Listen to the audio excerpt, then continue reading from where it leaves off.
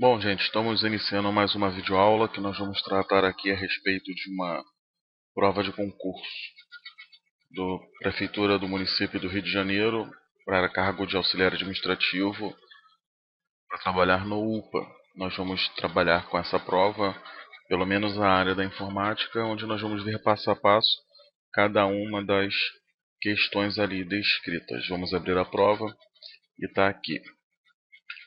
Começa nessa área aqui, informática, certo?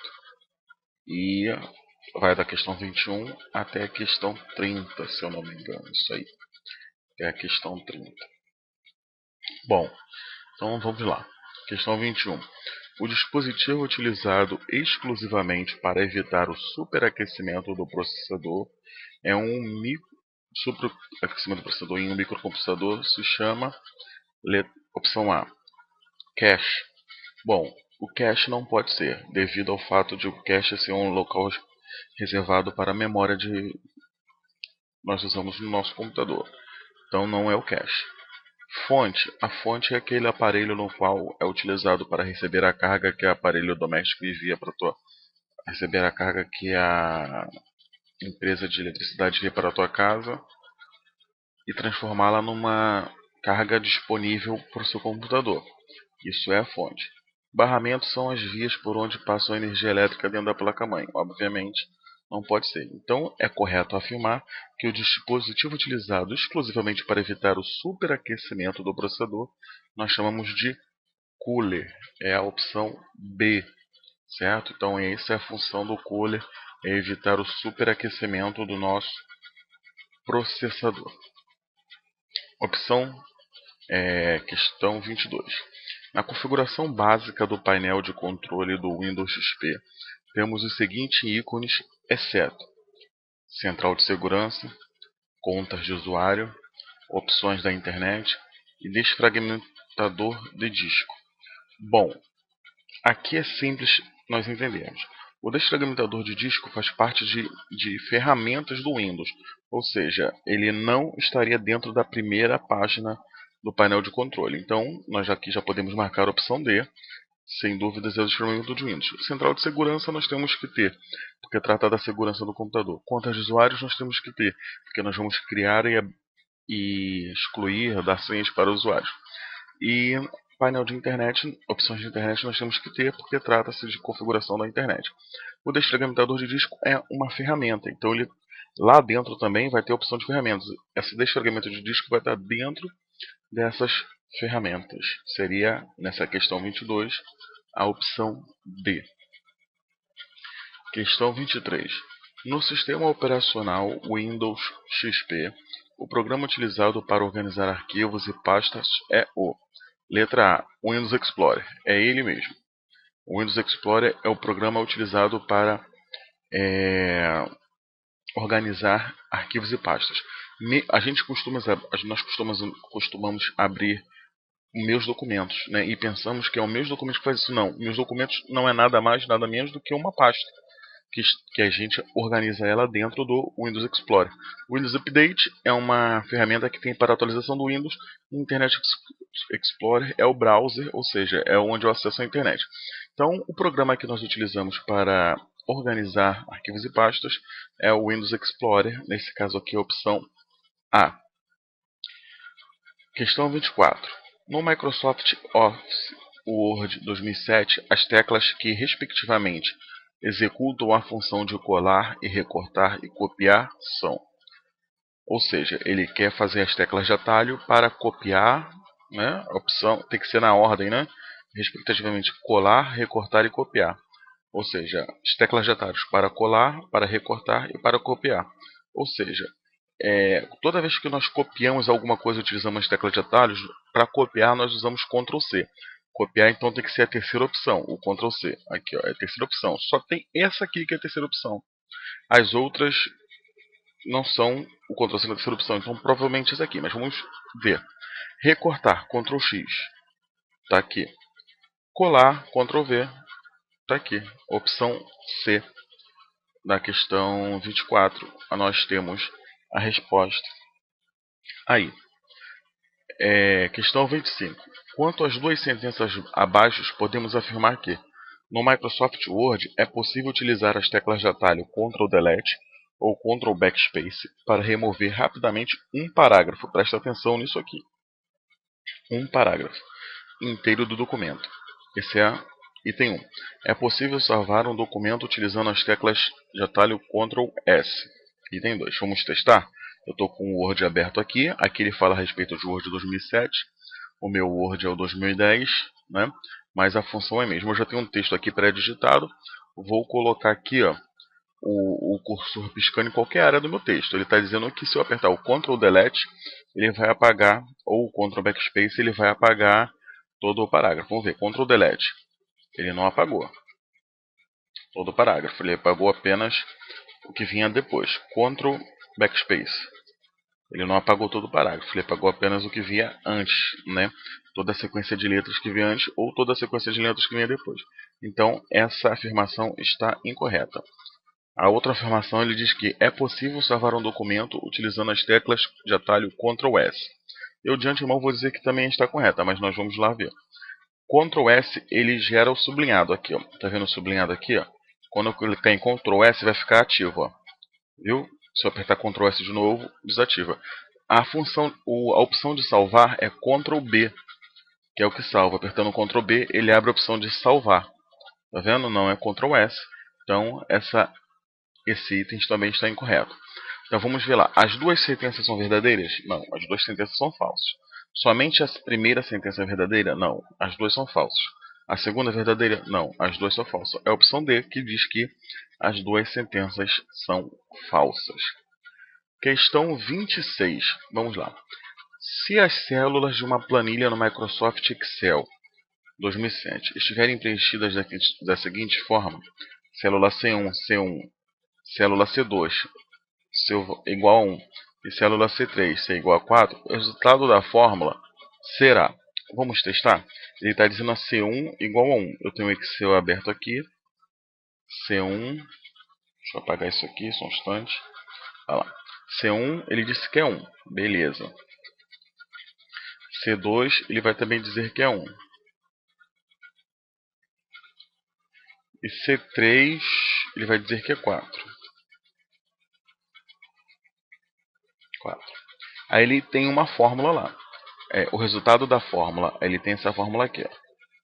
Será, vamos ver lá.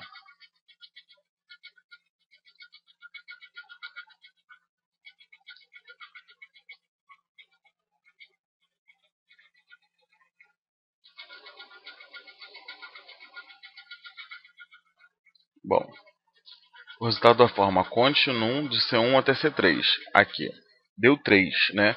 Por que deu 3? Muitas pessoas pensam que você vai somar 4 mais 1, 5 mais 1, 6. Não, não é isso.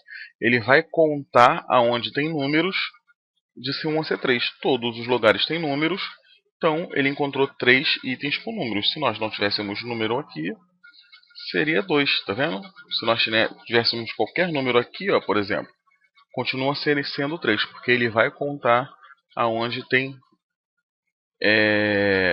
números, correto? Tanto é que nós colocamos uma letra, ficou 2, agora que colocamos o número de novo, ficou 3. Então, ou seja, essa fórmula conte.num, ele vai contar aonde tem números dentro do intervalo de dados que nós colocamos, que no caso aqui é de C1, dois pontos, a C3, ou seja, C1 até C3.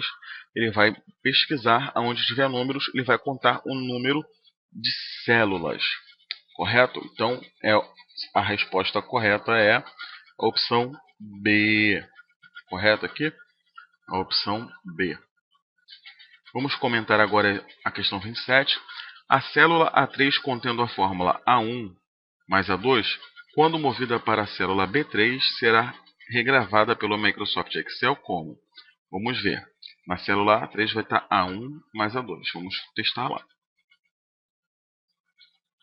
Célula A3, essa aqui, vai estar igual a 1 mais A2.